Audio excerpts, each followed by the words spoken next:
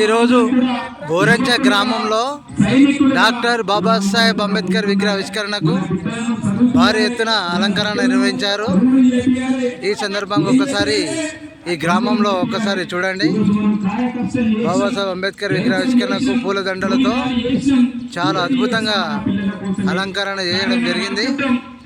కొద్దిసేపట్లోనే విగ్రహావిష్కరణకు చాలా అద్భుతంగా చేసేయడం జరిగింది.